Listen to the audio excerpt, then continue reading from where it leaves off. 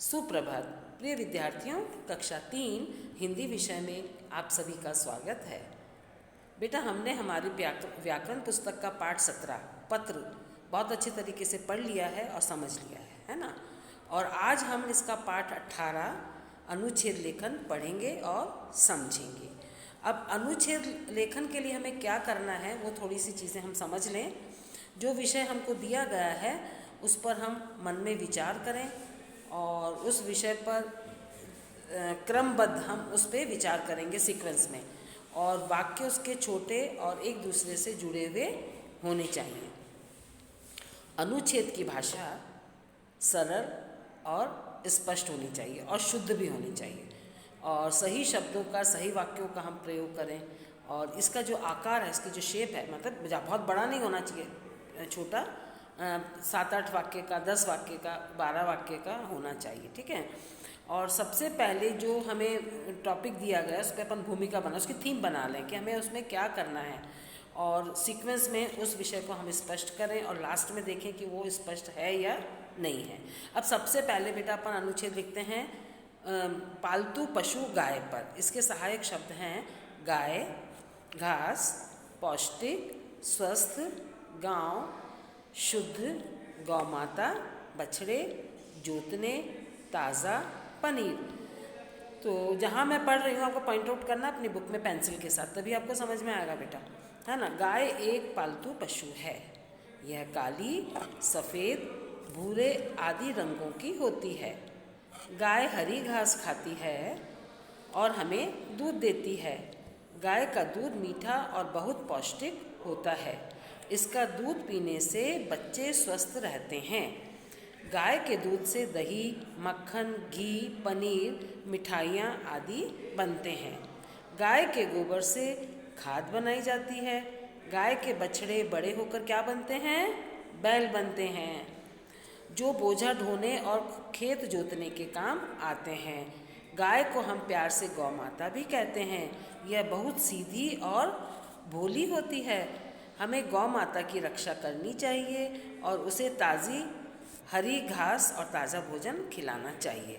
देखिए बेटा, आपके हेल्प के लिए हमने ये आपको बताया है और समझाया है। आपको अपने खुद के शब्दों में अनुच्छेद लिखना है, ठीक है। आपको क्या महसूस होता है गाय को देख करके, वो चीज़ें आपको लिखनी है। और उसके बाद है रंग बिरंगी तितली।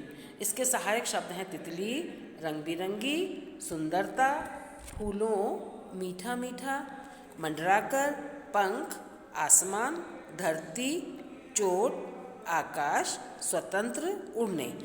तो तितली हरी, नीली, काली, पीली आदि अनेक रंगों की होती है। मुझे तितलियों के साथ खेलना बहुत पसंद है।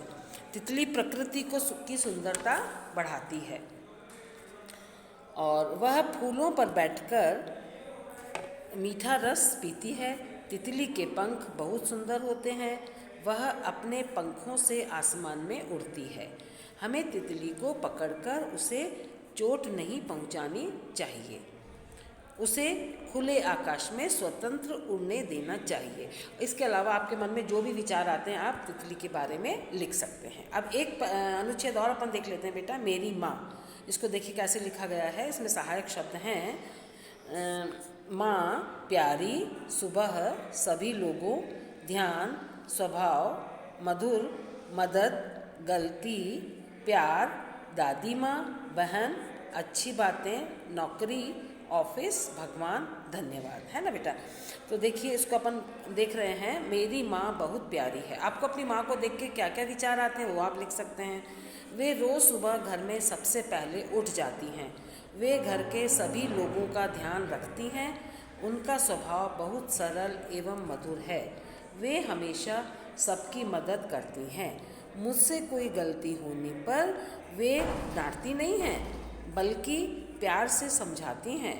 चोट लगने पर माँ उस पर दवाई लगाती हैं और प्यार करती हैं।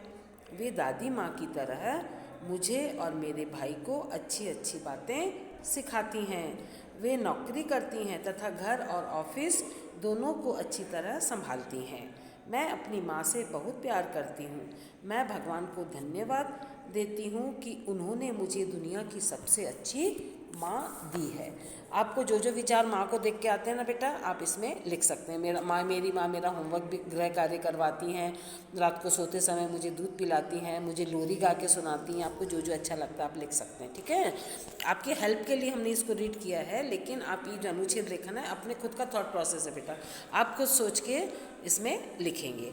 और आज की कक्षा हमारी यहीं समाप्त होती है। आपका गृह कार्य क्या है, इन अनुच्छेदों को आप बहुत ध्यान से उंगली लगाकर 2-2 बार पढ़ेंगे, 2 या 3 बार, और अपनी कॉपी में लिखेंगे, फेयर कॉपी में, तीनों अनुच्छेद को, ठीक है।